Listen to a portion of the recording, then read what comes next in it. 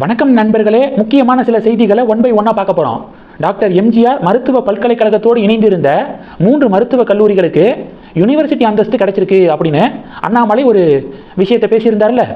இதனால 650 எம்பிபிஎஸ் சீட்ஸை தமிழகம் இழக்க போகுது.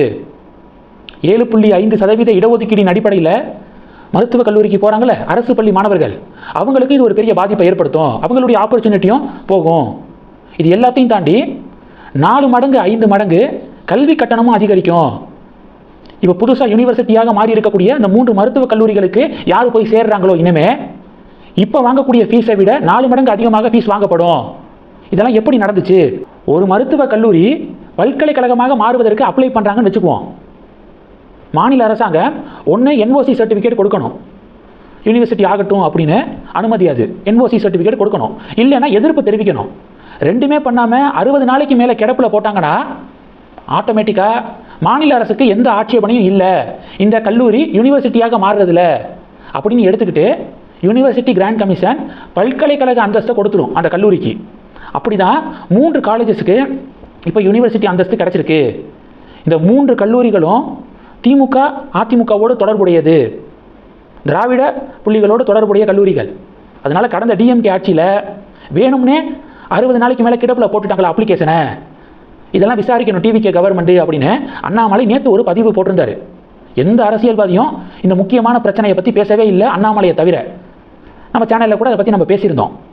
இப்போது அண்ணாமலையுடைய ட்விட்டர் பதிவுக்கு பிறகு சுகாதாரத்துறை அமைச்சர் அருண்ராஜ் அவர்கள் இது சம்பந்தமாக இன்னைக்கு விளக்கம் கொடுத்திருக்காரு. இந்த விஷயத்துக்கு நாங்கள் கோர்ட்டுக்கு போக போகிறோம், இந்த காலேஜஸ் யூனிவர்சிட்டியாக மாறி இருக்குல்ல, இதனால 650 சீட்ஸு தமிழகம் லூஸ் பண்ணியிருக்கு, இதனால நாங்கள் கோர்ட்டுக்கு போக போகிறோம் அப்படின்னு அருண்ராஜ் அவர்கள் விளக்கம் கொடுத்திருக்காரு. இதுதான் ஒரு எதிர்க்கட்சி தலைவருடைய பவர். அண்ணாமலை மிக முக்கியமான விஷயத்தை அட்ரஸ் பண்ணுறாரு, உடனே சுகாதாரத்துறை அமைச்சர் விளக்கம் கொடுத்தாரு. பார்த்தீங்களா, இந்த காம்பினேஷன் கரெக்டாக இருக்கணும். திராவிட கட்சிகள் சும்மா அரசியல் பண்ணிக்கிட்டே இருப்பாங்க, அதனால ஆளும் அரசாங்கம் திராவிட கட்சிகள் பேச்செல்லாம் பெருசாக கேட்க வேண்டாம். ஆனால் அண்ணாமலை ஏதாவது ஒரு இஷ்யூவை அட்ரஸ் பண்ணுறாருன்னா அதை காது கொடுத்து கேட்டு அதுக்கு ஏதாவது சொல்யூஷன் வழங்க முடியுமா அப்படிங்கிறத ஆளும் அரசாங்கம் ஆலோசிக்கணும். ஓகே, இப்போ அண்ணாமலை என்ன சொல்லியிருக்காருன்னா, கோர்ட்டில் கேஸ் போட்டால் மட்டும் பத்தாது, அதை நான் வெல்கம் பண்ணுறேன். ஆனால் எதனால 60 நாளைக்கு மேலே இதுக்கு எந்த ஒரு நிலைப்பாடும் கடந்த டிஎம்கே ஆட்சியில் எடுக்கப்படலை, அப்ளிகேஷனுக்கு எந்தெந்த அதிகாரிகளுக்கு தொடர்பு இருக்குது, பின்னணியில் யார் யாரெல்லாம் இருக்கா அப்படிங்கிற முழு விசாரணை தேவை, டிவிகே கவர்மெண்ட் விசாரணை நடத்துங்க அப்படின்னு அண்ணாமலை மீண்டும் வலியுறுத்தியிருக்காரு. இது ஒன்று. ரெண்டாவது என்ன பார்க்க போகிறோம், சவுதியில் வேலை பார்த்து வந்த முகமது சனூப் அப்படிங்கிறவர் கடந்த வருடம் பகல்காமில் நடந்த தீவிரவாத தாக்குதல் இருக்குல்ல, அதனை ஆதரித்து சோசியல் மீடியாவில் ஒரு கமெண்ட் போட்டிருக்காரு. உடனே இந்த முகமது சனூப்புக்கு எதிராக புகார் முன்வைக்கப்படுது காவல் நிலையத்தில். அவர் ஊரில் இல்லை, சவுதி அரேபியாவில் வேலை பார்த்துட்டு இருக்காரு. சரி, என்னைக்காவது நாடு திரும்புவார்ல, அப்படி நாடு திரும்பும்போது அவரை தூக்கலாம் அப்படின்னு காவல்துறை முடிவெடுத்து லுக் அவுட் நோட்டீஸ்லாம் ஏர்போர்ட்டுக்கு பிறப்பிச்சிட்டாங்க. இந்த நிலையில் முகமது சனூப் சவுதியிலிருந்து நாடு திரும்பியிருக்காரு. திரும்பிய உடனேயே அவர் கோழிக்கோடு விமான நிலையத்தில் வச்சு கைது செய்யப்பட்டிருக்காரு. உப்பா சட்டத்தில் அவர் கைது செய்யப்பட்டிருக்காரு. அவர்கிட்ட தொடர்ந்து விசாரணைகள் நடத்தப்படுது. இது 2. மூணாவது என்ன பார்க்க போகிறோம், மூணாவது ஒரு புகைப்படம் செம்ம ட்ரெண்டிங்கு. அமெரிக்கா போயிருந்தாருல அண்ணாமலை, அமெரிக்காவில் ஒரு சுவாமி மடத்துக்கு அண்ணாமலை போயிருந்தார். அப்போது அங்கே இருந்த பிராமணர்களோட அண்ணாமலை புகைப்படம் எடுத்துக்கிட்டாரு. அந்த புகைப்படம் தான் இது.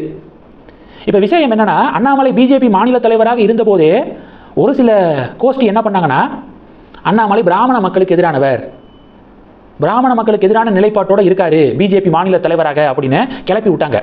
எஸ்வி சேகர், காயத்ரி ரகுராமு, என்னமோ இவங்க தான் தமிழ்நாடு முழுவதும் இருக்கக்கூடிய பிராமண மக்களுக்கெல்லாம் தலைவர்கள் மாதிரி கிளப்பி விட்டாங்க. அதை காதில் கூட வாங்கல பிராமண மக்கள். அண்ணாமலைக்கு முழு ஆதரவை கொடுத்தாங்க. பிராமண மக்களுடைய முழு ஆதரவு அண்ணாமலைக்கு கிடைச்சிச்சு பாஜக மாநில தலைவராக இருந்தபோது. இதெல்லாம் நடந்துச்சு. இப்போ பிஜேபியிலிருந்தே வெளியில் வந்துட்டாரு. இப்போ எவ்வளோ கிளப்பி விடுவாங்க, மறுபடியும் பிராமண மக்களுக்கு எதிராக அண்ணாமலை இருக்காரு, திரும்பிட்டாரு அப்படின்னு சொல்லிட்டு பரப்பி விட்டுக்கு இருக்காங்க. எனக்கு தெரிஞ்சு இப்பையும் எனக்கு பல ஃப்ரெண்ட்ஸ் இருக்காங்க, பிராமண மக்கள் நிறைய பேர் நண்பர்கள் இருக்காங்க. அவர்களுடைய முழு ஆதரவும் அண்ணாமலைக்கு இப்பையும் இருக்குது. அண்ணாமலைக்கு தங்களுடைய முழு சப்போர்ட்டை அவங்க கொடுத்துட்டு தான் இருக்காங்க. அதனால் இப்போ இந்த புகைப்படம் இந்த எஸ்பி சேகர், காயத்ரி ரகுராம் கேங்குக்கு கதறலை ஏற்படுத்தியிருக்கு. இது 3.